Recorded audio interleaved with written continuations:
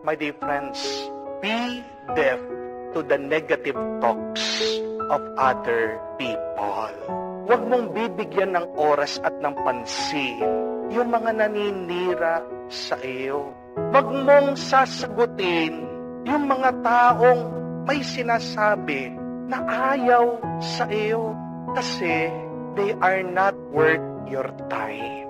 Lalong-lalo na pag sinagot mo sila, mauubos lang ang lakas mo, masasayang ang oras mo na pwede mo namang gamitin sa iba pang mas makabuluhan at mabuting bagay.